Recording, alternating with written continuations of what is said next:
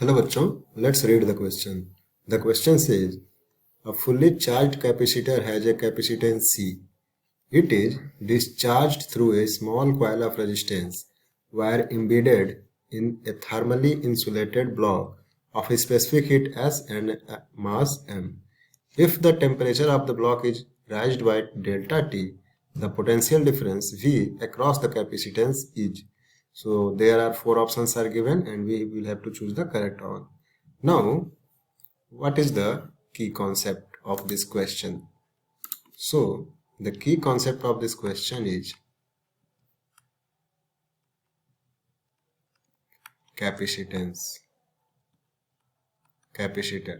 ठीक है, तो कह रहा है कि एक कैपेसिटेंस है, एक कैपेसिटर है जिसका कैपेसिटेंस सी है, इसको हमने फुली चार्ज कर दिया. ठीक है, तो इसकी एनर्जी क्या होगी? कैपेसिटर की हाफ सी वी स्क्वायर. ठीक है, उसके बाद इसको कह रहा है कि इसको हमने एक स्मॉल कॉइल के थ्रू हमने इसको डिस्चार्ज किया जिसका स्पेसिफिक हीट एस है और मास एम है. ठीक है, और उसमें टेम्परेचर डेल्टा टी राइज हो गया.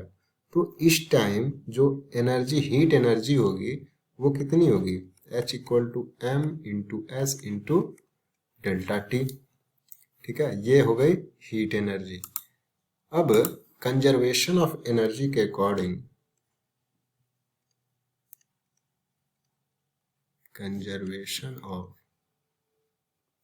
एनर्जी के अकॉर्डिंग दोनों एनर्जी सेम होगी, तो half C V square equal to M S delta T. और हमें क्या कैलकुलेट कर रहा है? Potential difference. तो यहाँ से v की जो वैल्यू आएगी वो आएगी 2ms delta T divide by c under root. तो ये आया हमारा पोटेंशियल डिफरेंस की वैल्यू. ये रहा हमारा answer. So if we look at the option, then the second option is correct option. I hope you understand it well. All the best.